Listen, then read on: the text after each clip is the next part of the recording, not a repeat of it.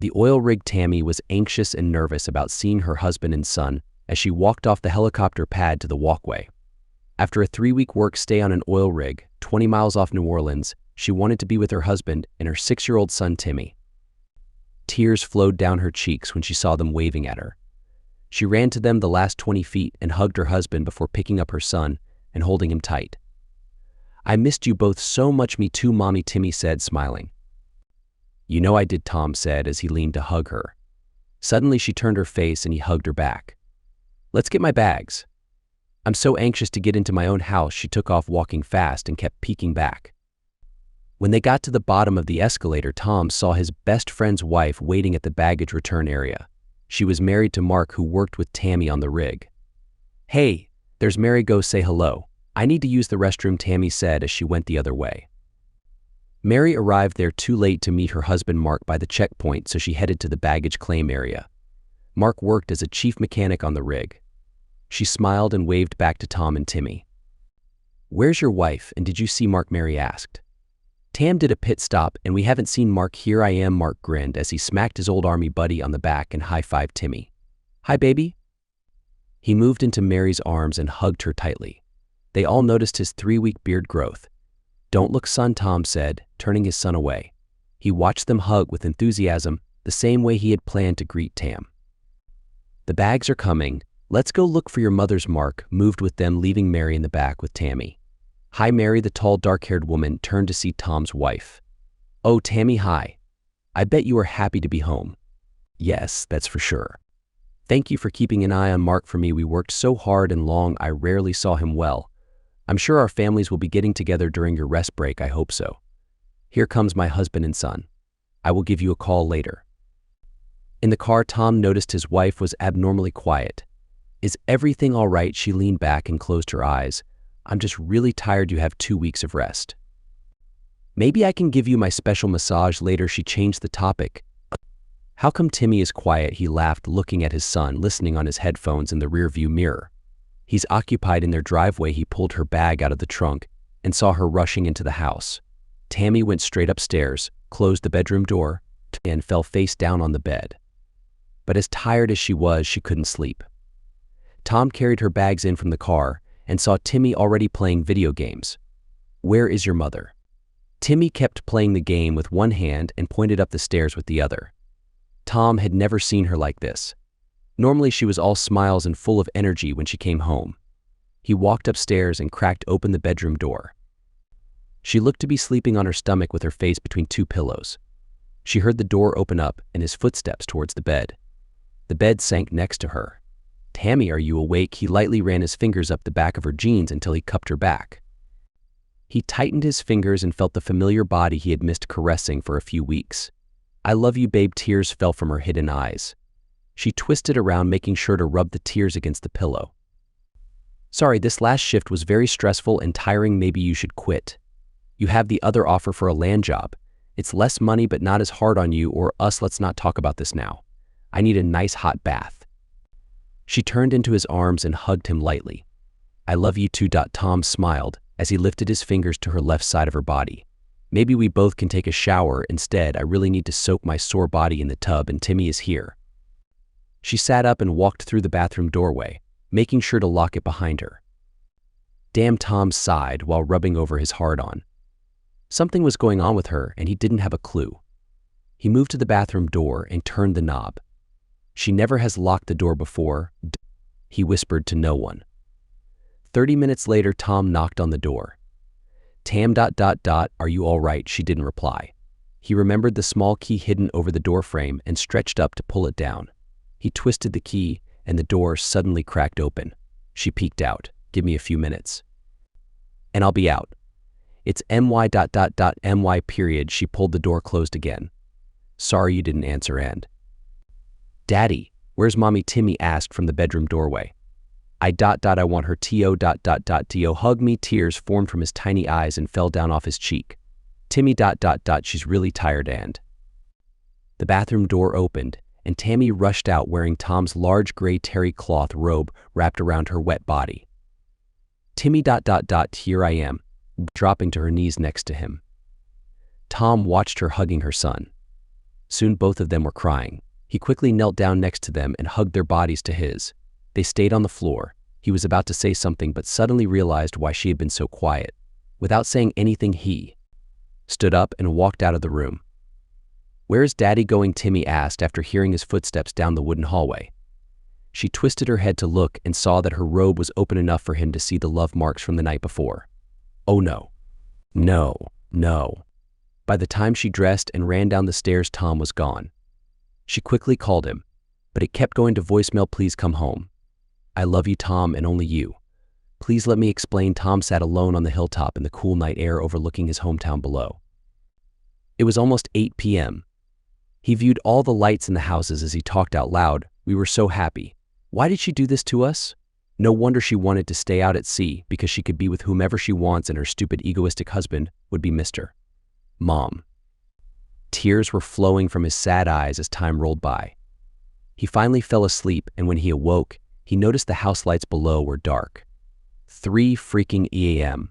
There is no way I'm going to see that silly person. He drove back towards town, stopped to get a cup of coffee at an all-night truck stop, and ended up a few hours later in Mark's driveway. He needed answers, and he hoped his buddy knew what was going on with Tammy. Around 7 a.m. Tom sat up when he heard Mark walking up to his car. "Hey buddy, what the heck are you doing? Man, you look like hell. Come inside." Tom followed the tall, thin man into the house and didn't see Mary. "She's a late sleeper, so let's go down to the basement where it's more private once in the basement." Tom sighed and stood looking into his buddy's eyes. "Who is he?" Mark's face shrunk as he drew backwards. What are you asking?" The name of the man on the platform that Tammy is seeing. He could see his nervous body movements and face. "Shoot, you know, don't you?" "Gosh, Mark, I trusted you to keep an eye on her." "Tom, oh shoot, ... Things happen on the rig and no one talks about it. We worked mostly different shifts and don't see each other for days." He looked down to avoid his buddy's eyes. "Bull crap. I know when you are lying." "What have you heard?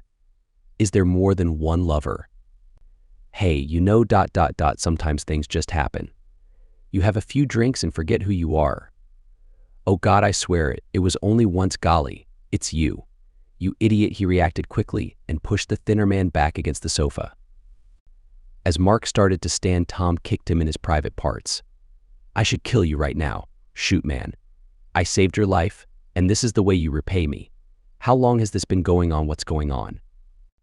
Mary shouted, running down the stairs, hugging a robe around her, seeing her husband curled over in pain and Tom standing over him. "Ask your cheating jerk husband," Tom growled. "You're dead to me now. I hope I never see your dumb face again." "Tom, it was only last night. We were drunk and oh my goodness. You slept with Tammy." Mary screamed at her husband. She picked up a thick hardcover book she had been reading and threw it, hitting him across his face. "Get out. Now. Just get out." "Shoot. You broke my nose," he screamed, feeling blood gushing down into his mouth and over his chin. "Could one of you get a towel, please?" "Of course not," Tom snapped, before he turned and left. "Get out. Leave," Mary said with spit flying out her mouth. Mark groaned from his hurting parts and blood all over his shirt. He tried to talk to Mary, but all she did was glare with hate in his direction. "I'll get cleaned up and pack a bag." He hobbled away with one hand on his nose and the other cupping his private parts. Tammy tried to call Tom, but it kept going to voicemail. Finally, she left a message. "Honey, please come home." "It's not what you think." "Well, it is, but it was. I can't talk about it like this. Please come home and I'll tell you everything. I love only you and need you so much. Please, please come home."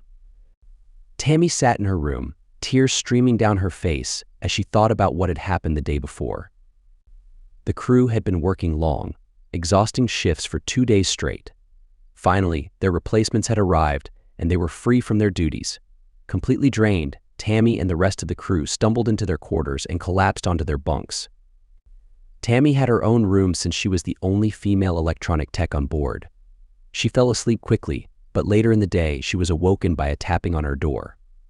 When she opened it, she saw Mark standing there with a bottle of wine, a smile on his face. Tammy was wearing a long t-shirt and pants. "Finally, it's over. Want to celebrate?" Mark asked, holding up the bottle of wine. "Yes, but I need to freshen up with a shower first." "I'll be right back," Tammy replied, grabbing a clean t-shirt, sweatpants, and a towel. Mark, dressed in nylon shorts and a muscle tee, poured 2 glasses of wine. "Phew, it's hot in here," he remarked, noticing Tammy's body. "Stay in control, big boy. We both have incredible spouses waiting for us back on land," Tammy teased, but she couldn't help but notice the body. "It's been a while for both of us, that's true. But let's toast to the big bonus we're getting for exceeding our production goals," Mark said, smiling. They clinked glasses and drank. "Do you want some more wine?" he asked, pouring another glass. "No need to hold back," Tammy giggled. They continued to drink, their inhibitions fading away. In a tipsy haze, Tammy accidentally spilled some of her wine, staining the front of her shirt. "Don't waste it," she got close to him, and together, they savored the intimate connection, disregarding the consequences of their actions. Their cries of ecstasy echoed through the sleeping quarters below, alerting others to their passionate encounter. Afterward, Tammy found herself overwhelmed by a flood of emotions as she realized what had just happened. "Oh my goodness, I feel sick," she gasped, jumping out of bed and running to the bathroom. As she washed up and regained her sobriety, she couldn't help but break down in tears. She collapsed on the tile floor, trying to rid herself of the guilt that consumed her. "Why? Why did this happen, Tammy? Are you okay?" Mark's concerned voice came from outside the closed door. "No. Please, just leave." "Mark, I'm not leaving until I know you're okay." Reluctantly, Tammy wiped her tears and slowly stood up. "Step back," Mark complied, watching as she cracked open the door. "Turn around and don't look," she instructed. He chuckled, but his laughter quickly faded. "Damn, we just cheated on 2 amazing people, and you're feeling okay about it? You planned this, didn't you? Some friend you are to a man who saved your life and helped Mary secure that great job in his family's business. If he finds out about this, there's no way he'll ever forgive us. We have to be smart and make sure they don't suspect anything. We have so much to lose," Tammy reminded him. "Duh, you think, hey, Tammy, let's not forget that you were just as into it as I was. Please, just leave, but get out now, or I'll scream." Mark hurriedly left the room. For the remainder of the journey home, they kept their distance from each other and did their best to act normal. Once the helicopter landed, Mark approached Tammy. "I'm sorry, yeah, me too." Timmy knew something was wrong. With his mother constantly in tears and his father mysteriously absent, his mood had drastically changed. He was becoming increasingly angry, which was evident when he pushed another boy at school. Unaware of the blow-up between Mark, Mary, and Tom, Tammy had no idea why her son was acting out. But she knew she had to do something to bring Tom back home. Determined, she picked up her phone and made a call. "Mr. Stevens, this is Tammy Upton. I am calling to inform you that I am resigning from my job." "It's a personal matter, sir. Thank you for understanding. Please send my check and bonus to my home. I promise to inform you if anything changes. Goodbye." She quickly sent a text message to Tom. "The school just called to report that Timmy is acting out and pushed another boy. He knows something is wrong. I resigned from my job today. I'll do whatever it takes to bring you back home. Timmy and I need you." Tom crossed the river and slowly made his way northeast on back roads. Eventually, he found himself sitting on the west bank of the Mississippi River, absent-mindedly throwing rocks into the flowing water. Earlier, he had stopped at a small store in a rural area where he encountered a kind older woman with greenish-brown eyes. She seemed wise and had likely led an interesting life as one of the riverboat queens when she was younger. Sensing his troubled state, she approached him. "Who is she?" she asked, gesturing to the turmoil within him. "My wife." Tom finally found someone he could confide in. Over the course of the next hour, he poured out his heart, revealing the details of Tammy's betrayal with his best friend, Mark. "I believe it was just that one time, and she was drunk, but once is more than enough. She seems to be even more devastated than I am, if that's possible. But I don't know if I can ever forgive her. I don't want to be away from my son, Timmy. How far away is the river?" The woman guided him, providing directions to a serene and peaceful spot. With an almost empty pack of beer at his side, his mind became increasingly clouded. Tom had never thought that Tammy would betray him. His emotions fluctuated between anger, sadness, and fear of losing his son in a divorce. Trusting her again seemed impossible, even though she had been his best friend and he would have done anything to protect her. "Why? Why did you do this?" Tammy, he yelled into the night. As the evening fog rolled in, Enveloping the area, Tom leaned against a fallen log and closed his eyes. He didn't know how much time had passed when a noise startled him awake. "Hey, are you okay?" A sweet voice called out to him from a short distance away. He twisted around to see a woman emerging from the haze. She appeared much younger than him, with sparkling hazel eyes, a cute button nose, and pearly white teeth. "Not really, but don't worry, I'm harmless." "Thanks for asking," Tom replied, glancing around for a vehicle that could have brought her to such a remote location. "How old are you?" The woman, dressed in a 3/4 sleeved white dress and barefoot, answered, "I'm 18. She walked towards him and sat next to him on the fallen log. "My name is Lizzie, and I'm here to help you. I know you're wondering why Tammy cheated on you." Her face seemed familiar to him, making him even more intrigued. "Did Tammy send you here to ask for forgiveness for her betrayal?" "How did you find me?" Lizzie placed her hand, adorned with long white nails, on his forearm. "That's not important. What matters is your broken heart." "That's certainly true," Tom sighed, feeling a warm, tingling sensation wherever her fingers touched his bare skin. He looked into her light green eyes and found himself captivated. "Who are you and how? How do you know the names of my wife and son?" She smiled. "My name is Lizzie, remember? I'm here to help." His mind was weary and vulnerable. Closing his eyes, Tom felt her touch on his arm once again, followed by her hand grazing against his neck. "Wait." "We shouldn't," but her touch sent shivers down his spine. He couldn't resist. Lost in the moment, he momentarily forgot about everything else. When Lizzie pulled away, he looked up and found himself mesmerized by her perfect body. Within seconds, they both got close. "Lizzie, we shouldn't," he attempted to protest, but the sensations were too overpowering. He closed his eyes. "How did you find me? How did you know where to come?" She laughed and got up from the bed, slowly making her way to the river. After splashing some water on herself, she turned around and smiled. "Tomorrow, go back home and talk to your wife. She loves you so much and made a mistake by trusting your friend."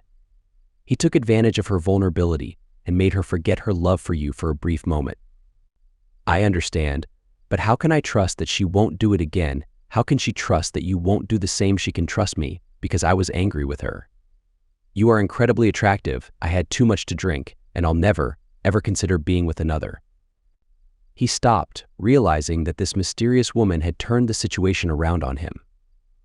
"You set me up, didn't you?" He quickly grabbed his clothes and shyly turned away to get dressed. When he looked back, she had disappeared, along with her dress. What just happened? He tried to stand up, but his tired body and cloudy mind caused him to fall face first into the soft sand. Tammy fought back tears whenever Timmy was around, but he could sense that something was wrong. "It's going to be all right, baby." Her life had taken a sudden turn for the worse because of 20 minutes of indulgence. As much as she wanted to blame Mark, she knew that she could have stopped him if she had wanted to. Being alone for so long without intimacy had created an emptiness that overpowered her judgment. "I want to play catch, but Daddy isn't here," Timmy pouted. "So you have to do it." He tossed her the large baseball glove, but she accidentally put it on backwards. Timmy laughed for the first time since she had come home. The light from the morning sun shone through the willow trees, illuminating the shadows. Tom's eyelids slowly lifted, causing his head to ache with pain. Darn, he had never been this drunk before. His head was pounding and throbbing horribly. He quickly felt his stomach lurch and managed to vomit behind a log. After wiping his mouth, he sat up and looked around. "Where am I?" He gazed out at the Mississippi River and noticed a large boat with people waving towards him. "Leave me alone," he yelled, flipping them the finger. He was still angry about discovering that his wife had betrayed him with his best friend. "Best friend, my foot," he said indignantly. He remembered carrying his wounded self through the scorching desert until his legs gave out, but he had managed to bring them to a small road where a passing army truck stopped, provided them with water, and took them to a medical unit. They had promised to always support each other. How did that turn out? Tom sighed. He washed off in the river when it suddenly hit him. He spun around to see if Lizzie was hiding, or if she was just a figment of his imagination. It felt so real, but where could she have come from? How did she know about Tammy's infidelity, and how did she disappear so quickly? "I cheated on my wife," he cried as he sat back down on the log and covered his face with his hands. "Shoot, I have to go home." Later that day, Tammy was surprised when her phone buzzed, showing Mark's caller ID. "You have a lot of nerve calling here. I just heard that you resigned. Are you okay?" "Forget you, Mark." "Oh, right. I already did that, and my husband has left me. And now I'm worried that he'll do something foolish." "Are you afraid that I'll tell Mary?" "Gosh, you don't know. Tom stopped by the morning after we got back, and we talked about it, and I confessed, and you're still alive? If I were in your shoes, I would leave town. Does Mary know she used to consider Mary a good friend, but that was probably over now. I didn't get away without consequences." He kicked me in the groin, and when Mary found out, she hit me in the face with a book, breaking my nose. "I am so sorry for what I did and hope that you can forgive me one day. I have lost my best friend, probably my wife, and a person I respect so much. To you, I should have resisted and told you to leave. That's on me, but I never want to see you or talk to you again. I could say have a nice life, but that won't be happening." She ended the call. She also sent Tom a text message. "Tom, please call or text me to let me know you okay. We need to talk, even if you yell and call me names. There is nothing between Mark and me, and it has nothing to do with you as I'll love her. Even if you don't come back to me, come back for Timmy. I'll leave and go stay at my parents' house once you arrive. Please let me know you okay. I love you." Tom made it to his car and drove back to the old lady's store. It was closed, and there was a sign on the door, "Closed today. Will be open tomorrow." He wanted to ask the old woman about a woman named Lizzie, but he couldn't wait another day. As he made the long drive back home, he tried to remember any details of his encounter with the mysterious woman. Was she real or just a product of his drunken imagination? Tammy and Timmy sat on the patio having sandwiches for lunch when Tammy heard the side gate open. She sat up with hope in her voice. "Tom, is that you?" She saw Mary's face peeking over the hedges and sat back down. Mary was trying her best not to lash out at her former friend, especially since Timmy was there. She had only heard her husband's side of the story. Mark claimed that Tammy seduced him. "Hello, Tammy. Can we have a few minutes alone?" Sure. I'll set Timmy up with his video game inside." "Come on, baby." Mary squeezed her hands together, anticipating her conversation with the woman who had shattered her marriage. A few minutes later, Tammy returned with 2 glasses of lemonade. "No thanks.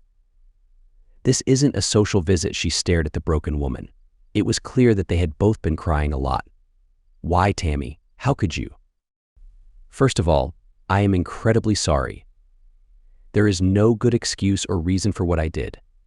I could say that I was very lonely and deprived of physical intimacy on the rig. I could say that I was heavily intoxicated. I could say that everyone was celebrating because we had achieved our yearly goals and were going to receive a huge bonus. However, there was no premeditation or decision to meet and engage in that behavior, at least from my perspective, right?" Mary scoffed. "Mark said that you seduced him." "Of course," he turned it around on me. "I was in my cabin sleeping when he knocked on the door with a bottle of wine. You know me and my inability to handle alcohol. Before I knew it, he was making advances and undressing me. Then, I made the biggest mistake of my life." "So, he didn't try to stop himself?" "No. I swear on my dad's grave, he had this planned when he came over. After we did it, he wanted to do more. I kicked him out." "Why didn't you keep it a secret? You must have known that Tom and I would never accept a cheater back." "If I thought there was a possibility of it happening, I would have slammed the door in his face. I was just in a celebratory mood. I knew I couldn't keep it a secret." Mary's eyes filled with tears. "I'll never take him back because he's done something like this before. He tried to seduce one of my college roommates when I went home for the weekend. He got her high on drugs and was undressing her when my other roommate came in unexpectedly. We were committed to each other, but I guess not in his eyes.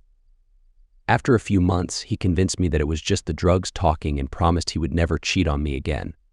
Who knows how many other times there were." "Was this your first time, Tammy, or have there been others?" "I'm hurt that you would ask that, but I understand why you would. This was my first and only time, but to Tom, it probably won't matter.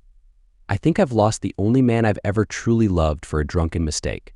Plus, I've lost my best friend and Tom's family, who have treated me like their own daughter. I resigned from my job yesterday. Whether Tom forgives me or not." She lowered her head and stared at the deck. Mary had heard enough and got up silently, walking back through the side gate. She could vaguely hear Tammy saying, "I'm sorry," but she kept going. "What do I do now?" Tammy sighed as she leaned back, letting her arms fall to the sides of the chair. Just a week ago, her life on the rig was smooth sailing. She was exhausted, but happy to go home and be with her amazing husband and son. Now, her whole world had crumbled. Tom called his brother Chet and asked if they could meet and talk. He stopped at Walmart to buy some cheap clothes and toiletries. After a long drive back to town, he parked his car in front of his brother's house. Chet was waiting by the front door. "What's going on, bro? My world has been turned upside down," Tom said, his eyes filled with sadness. He had always looked up to Chet and hoped he could offer some words of wisdom.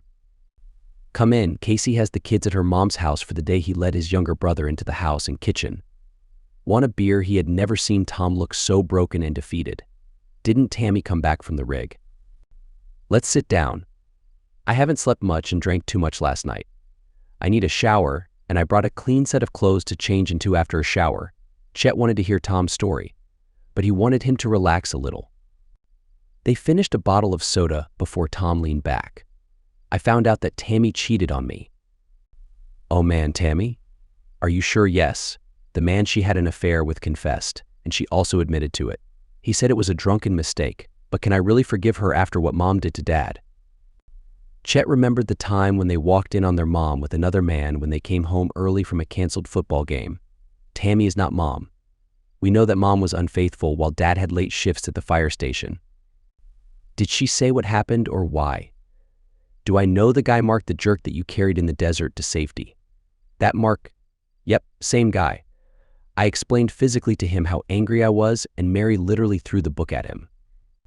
I had to leave before I hurt him. I haven't really talked to Tammy, but she wrote me a text that she did it."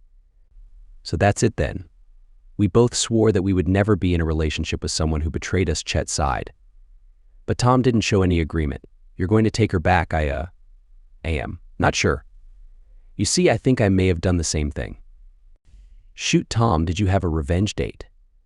"With some person you met in a bar, and how can you say you may have done it?" "I was nuts after leaving Mark's house and drove up the river to get away and calm down before I did something stupid. I had to remember Timmy and not mess up losing him. I ended up on a remote stretch of river on the West Bank and was finishing off an 8-pack when, this is when it went crazy, a beautiful woman wearing a white dress came out of the woods. The crazy thing is she knew my name and Timmy's. She knew that Tammy cheated, still loves me, and was in pain." "Are you sure you were not under the influence as well?" Chet asked, showing concern. "Keep talking." "No, not under the influence, but I drank a lot of beer maybe. Anyway, she sat on a log next to me, and before I knew it, she gave me the best surprise ever before we did. Other things. You know, maybe you fell and hit your head? I mean, it looks like you were out of it. It was probably your brain having a fantasy to balance out the unfairness you have experienced. But it was so real, especially the surprise. Even I couldn't ever imagine something so wonderful. Plus, she had a tattoo of a Jolly Roger on her behind. I think you need to go to the hospital to get checked out. Something doesn't seem right. My friend Connie, APA, is working today. I'll call and see if she has any openings. Thanks, Chet. I'll owe you one." Tammy was trying to stay sane and positive, especially for Timmy, who keeps asking when his daddy is coming home. "Maybe soon," she said, not having any idea if he will ever come back. She knew about his mother having affairs and knew that might make it difficult for Tom to ever forgive her. As she started preparing dinner, her next-door neighbor called. "Hello, Betty." Betty spoke. "Tammy, my friend's daughter Connie just called from the hospital and said that Tom just arrived and was being checked out in the emergency room. Is everything okay?" "Oh goodness, I need to go there as soon as possible." "Would you watch Timmy for me?" Connie was shining a small light into Tom's eyes to make sure his pupils were responding the same to the light. She moved her gloved fingers around his head while looking for bumps or redness. "Does it hurt anywhere I am touching?" "Nope, I feel okay. My vision is fine, no headaches or dizziness. My biggest problem is I can't remember what happened for a period of time last night. Basically, what I do remember doesn't make any logical sense." "Well, how about you tell me the whole story?" "I'm off work in 30 minutes and can talk more then." "I don't see any physical issues," Connie asked. She had met Tom a few times at Chet's house for cookouts and thought he was cute. After breaking it off with her fiancé of 5 years, she might be interested in meeting another guy. Just wait in this area, and I'll be out soon, Connie smiled. Think she likes you, Tammy said, walking up behind her husband and brother-in-law. Hello, Chet. Hi, Tammy. Listen, I'm going outside to get some fresh air and think it's about time you two talked. Please keep it under control. Chet walked away quickly. Why are you here? Tammy asked, concerned. What did you do? She was thinking he might have hurt himself on purpose. My brother was concerned, so I humored him and came in to get checked out. Why are you here? He snapped back at her. I heard you were here and was worried about you. I love you, Tom, and the last few days have been horrible worrying about you. Please believe me that what happened was a terrible mistake, and I promise on everything I hold dear that it will never happen again. I quit my job. She expected him to get angry and call her names, but he looked deep in thought. Are you okay? She reached and touched his arm, but he moved back and away. Did you really resign? Yes, I've been thinking about it because I can't stand being away from Timmy and you for so many weeks per year. I'll answer any questions you have. Come home with me. My car is at Chet's, and I'm going to stay there. I'll stop by tomorrow after lunch to see Timmy when he arrives home from school. When are we going to talk? You know about why my best friend and wife decided to be together. He had never cursed at her like that before, and it felt to her as if she hit by a train. He saw the shock in her face and wished now that he had held back. She stepped backwards quickly away from him and reached behind her to find a chair. Her legs and body were trembling from his words. She gasped when she missed grabbing the chair's armrest and fell back onto her behind. Her head hit the hard leg of the chair. Tom. Oh my, it hurt so much. Tom forgot everything except the love he had for her and fell to his knees next to her. As he leaned down, she reached up and grabbed him around his shoulders. Tammy, I'm so sorry. Are you okay? Where does it hurt? Should I get help? It's my heart, Tom. I love you so much and I'm afraid I have lost you. Please forgive me because I can't live without you. Is she okay? Connie asked, seeing Tom's wife on the floor. Yes, we don't need you now. You can leave. Tammy snapped up at the larger woman. Chet walked back and saw Tammy sitting on the floor glaring at his friend Connie. Oops, sorry to interrupt. Chet, stay. I think we should leave, and I'll take Tammy home. Follow me and drive me back to your place. Tom said softly to ease the tension. Stay with me tonight, and I'll drive you tomorrow to get your car. We still have a lot to talk about, and Timmy really needs to see you talk, and I'll listen. She knew it would be hard, but it must be done. Chet helped her up while Tom walked over to thank Connie for her assistance. And thank you, Connie, for helping me. No problem, and I would like to hear what happened to you last night. She took his hand and wrote her cell phone number on his palm. Call me. While Tammy went to the restroom, Chet asked Tom, are you sure about this?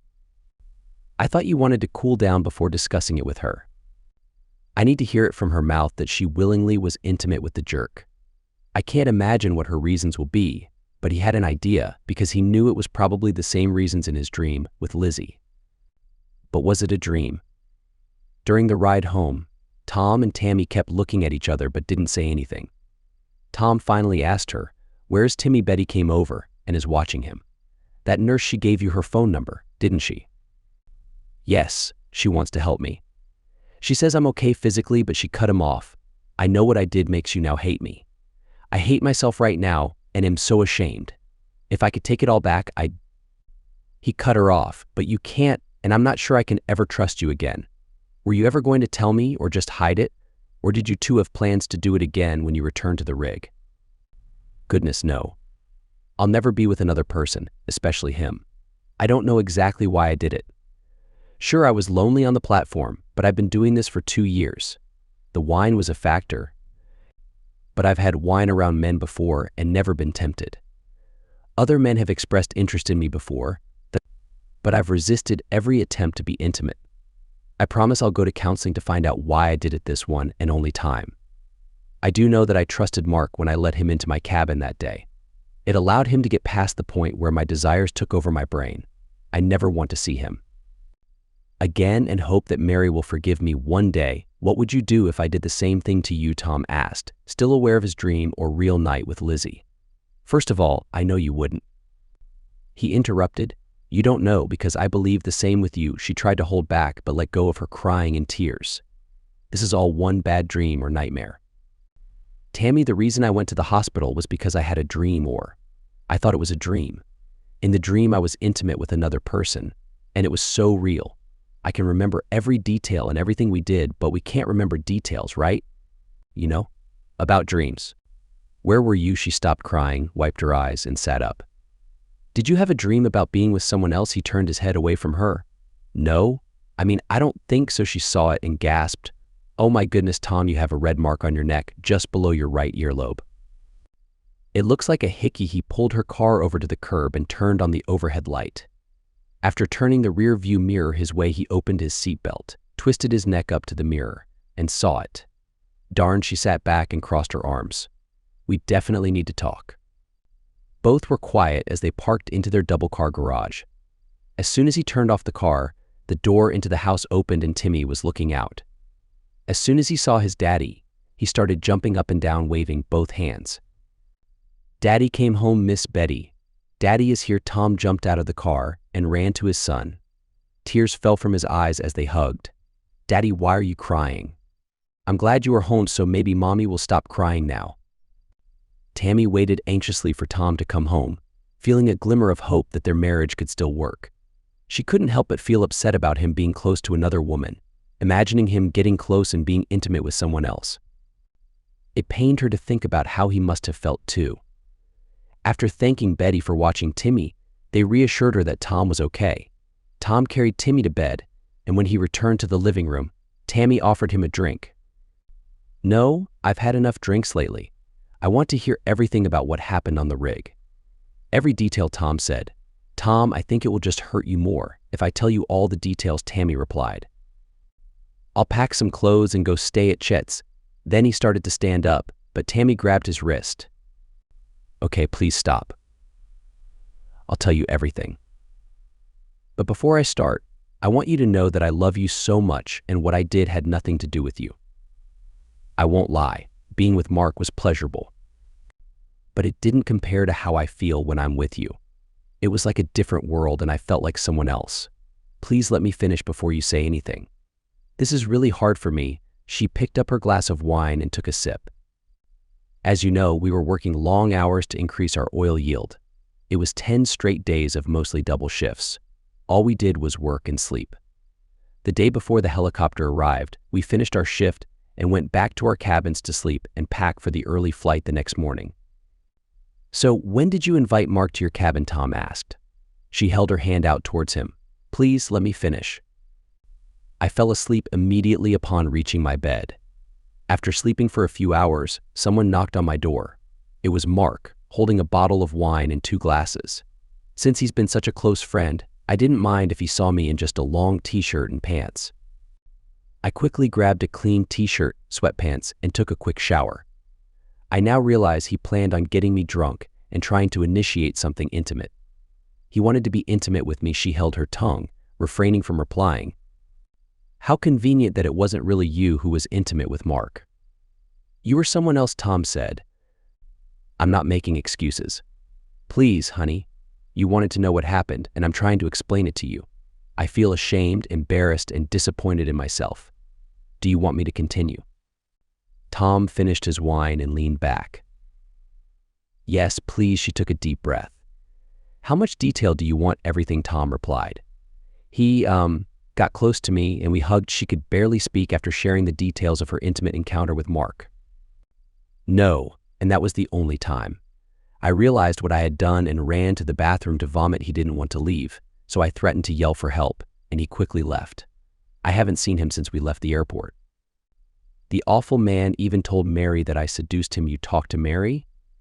I can imagine she wasn't too friendly, Tom said. I wouldn't be either if it were you having an intimate encounter with her. Wait, is she the one who left the mark on your neck? I'll pretend you didn't ask that question. Who left the mark on your neck? I guess you wanted revenge on me, right? Let's not turn this around on me. I fell asleep near the river. Any bug could have bitten me. Would you have ever mentioned it if I didn't see the marks on you? I guess you would have continued being intimate with him. Have there been others? Is Timmy really my son? I have never been intimate with anyone else but you, and you must know that Timmy is a mini version of you. I was planning on telling you because it was tearing me apart. Oh God, honey.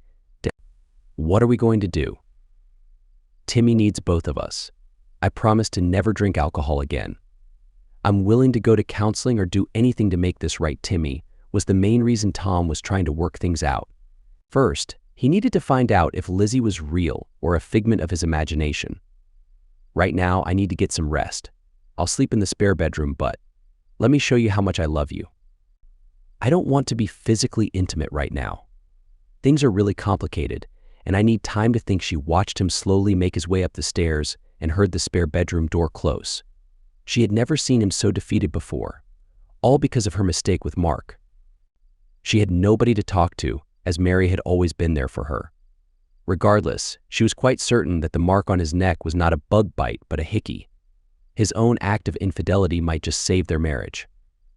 An hour later, she walked by his door and overheard him talking on the phone. I don't know what to do. Chet, I have to find that woman and confirm if she's real or just a dream. If you have some time off, maybe I can take you to the spot by the river where I got drunk. How about tomorrow morning? I can pick you up around 10 a.m. Great, good night. I will find out if she's real too, Tammy whispered as she made her way to the master bedroom. The next morning, Tammy heard Tom in the kitchen at 8:30 a.m. and found his phone charging on a dresser in the spare room. She made sure his Find My Phone app was activated and tested it on her own phone. Good morning, honey. I asked Betty if she could watch Timmy so we could talk some more today. She said Timmy loves her chocolate chip cookies, so he'll be fine. We have some time to continue our conversation. I actually have something to do with Chet today, but let's plan on having dinner together later. Nothing extravagant, maybe just ordering a pizza. I'll call you when I'm on my way home. Right now, I need to take a shower. Tammy waited until he was in the shower, then quietly entered the bathroom and opened the shower door. He jumped when he heard her gasp. Oh my goodness, what the heck, Tammy? Why are you? He stopped when he noticed her staring at his backside. When he turned around and saw the red scratch marks on his buttocks. What on earth? You coward. You actually went out and had revenge intercourse and gave me a hard time when you came back. I guess that settles it then. I never planned on being intimate with Mark, but you did with whom? A paid companion. She turned and quickly left the bathroom.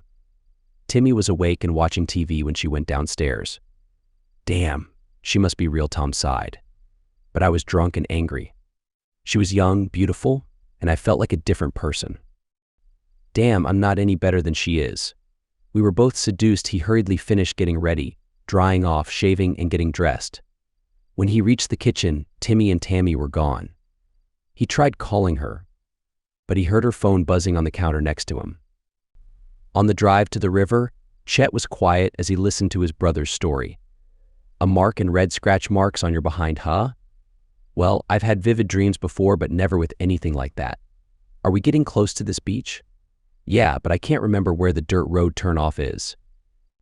Let's stop at a small store where I bought some beverages. An old lady there let me spill my story and told me to not make any decisions until I calmed down. She gave me the directions to this secluded beach on the river. Stop. There's the store. This is a store, Chet whispered, following his brother closely. He heard a bell ring when the door opened and saw an old gray-haired lady stand up from behind a counter. A small old 12-inch TV was on with an old rabbit ears antenna taped to the wall behind her. Hi Ma, I am. Tom smiled. Remember me? I'm old but not senile. How are you doing, Tom, and who is this handsome man behind you? Chet stepped forward and held out his hand. Her tiny, wrinkled fingers fell into his palm. He felt some tingling and let her go. Wow. What was that? She smiled. Must be static electricity. What can I do for you boys? A six-pack of cold beverages and some answers. She chuckled. She visited you, didn't she? She walked slowly to the refrigerator and took out a cold six-pack. Tammy waited about 20 minutes and turned on her Find My Phone app. She saw Tom's car heading north across the river. A Cajun woman, ha. She frowned. Those folks were one group you never want to mess with. She had left Timmy with her neighbor Betty and wanted to see this woman that Tom had encountered. She was driving fast to catch him when she saw a young woman wearing a white dress walking out of the woods onto the road. She slammed on her brakes and managed to stop a few feet from hitting her. She thought the woman would be terrified, but she was smiling. Tammy's heart was beating fast as she opened the door and stepped out. What the heck was that I had to stop you? Because Tom is at my granny's store, you are her. Aren't you? You seduced my husband. I should have run over you. I should say I'm sorry, but I did it for you. He was ready to walk away from your marriage, so I turned it around. You saw the mark and the scratches, I assume, but how did you know? Did he tell you what I did? No, I was in the back of the store and overheard him tell my granny everything. I knew where she told him to go and walked out there to meet him to be intimate with him. Tammy glared. Yes, it's what we do. We the Burdock women, since the days of the pirates. We do what we can to help couples stay married. In this case, being intimate with your husband was the best choice. This is stranger than strange. Do you have a husband? Where's your mom and dad? No dad that I know of. My mom was away on a trip, and I had to take her place this time. We have a small home close to the store and beach where I met Tom. It hit Tammy all at once. Tom got you pregnant. It's how you Burdock women keep going. What if Tom doesn't get you pregnant? Oh, he did. We have this inner negative charge that gets those tiny positive swimmers going fast and hard. In this case, I saved your marriage and set up our next generation, and if you have a boy. I won't. Burdock women only. Tammy interrupted. I know, only have girls. I need you to come with me to tell Tom this crazy story. I guess I should be upset, but it looks like this might save my marriage. Actually, my mom is at the store right now with that cute other man that came with Tom. Oh no, don't tell me. She's going to. Well, yeah, that's what we do as Burdock women. Tammy finished. What was your name again? Elizabeth, but everyone calls me Lizzie. Oh, by the way, Tom really enjoyed it when I did something for him while humming Dixie and scratching his behind. She hugged the girl and got into her car to pick up her husband at the store. She watched as Lizzie got onto her bike hidden in the woods and started pedaling ahead. Her dress blew up and Tammy saw the Jolly Roger tattoo on her behind.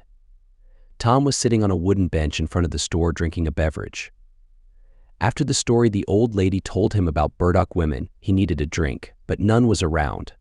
A blonde woman in her late 30s came in and before he knew it, touched Chet and led him out the back. Don't worry about him. She will take care of him. Granny grinned. He was thinking about what he was going to tell his wife when she pulled her SUV in front of him. She lowered her window. Hey, cowboy, need a ride home? What? What are you doing here, taking you home away from this family of eccentric women? How do you know about get in, but what about Chet? Tammy chuckled. Leave your keys in the car. He probably won't be in any shape to drive until tomorrow morning. He hopped into the car and fastened his seatbelt. I'm really sorry. I didn't plan it, but I betrayed your trust. I know, she grinned before pulling him in for an affectionate hug. Let's head home. I need some whiskey. Me too. As they took the first turn, Tom sat up and spotted a young blonde woman riding a bike towards them. Wait, that's her. Tammy waved, and Lizzie waved back. Do you know her? What did the older lady tell you? Forget it. We can talk about this messy situation when we get home. Chet had no idea that his younger brother had left. A beautiful middle-aged woman walked from the back of the store and stood next to him. When he looked into her eyes, he froze and became captivated. Hi, I'm Chet. Annabelle, she purred, reaching out and taking his hand. As soon as their fingers touched, she turned and guided him out the back. But Shaish, let me show you a lovely little beach along the river. 20 minutes later, all Chet could think about was immense joy as he looked down at Jolly Roger while engaging in intimate activity with her from behind. After an incredible experience, he observed her walk towards the water to clean up, but he noticed she didn't wash away his bodily fluid. Come on, tell me how you met Lizzie, he pleaded. Did you two plan this? I never met her or spoke to her until today. All I can say is that I made a mistake, and so did you. Yes, but you organized. I didn't. Timmy was waiting for them when they pulled into their driveway. He immediately noticed that his parents were holding hands as they walked towards the house. He sprinted over from Betty's house and separated their hands with his own. You know, we have a lot of work ahead of us, right? Tom said later that night as they climbed into their spacious bed. I hope we can overcome it. She rolled over, opened her mouth wide, and brought his semi-hard member to full attention. His eyes closed until she began humming a familiar tune. He glanced down. Lizzie, she playfully nipped him. Epilogue: Chet admitted to his wife when Casey saw the hickey and scratches on his bottom. She was about to kick him out, but she ran upstairs instead. He was confused and sat for an hour before she returned. "I'm so sorry, babe. I was lured into it, and it will never happen again," he said softly. She moved closer and perched on his lap. "I have something to confess to you. One night when you went hunting with your dad, Tom's friend Mark dropped by, and things got out of control. He was so charming that I didn't realize what was happening until I was on all fours, and he was inside of me, so I guess we're even now." Mark lingered in town because of his children, although he only saw them every other weekend. He felt sorrowful about losing his job and his best friend, but he couldn't control his predatory tendencies. He was also saddened when his divorce was finalized with Mary, so he did what he knew best. He met and enticed a married woman in her middle age. His mistake was that he only knew her as Meadow and was unaware that her dad was Anthony. This time, he didn't have a friend to rescue him from the Meadowlands swamp. He sleeps with the fishes now. Tom and Tammy still face challenges, but they managed to find contentment and joy in their married life with their son. A few months later, on his birthday, Tammy was lying in bed wearing only a white dress on her hands and knees. When she heard him approaching from the bathroom, she said, "Lift up my dress." Cowboy, he smiled until he noticed her temporary tattoo. "Oh my goodness," she giggled. "Don't get too excited. It's not permanent."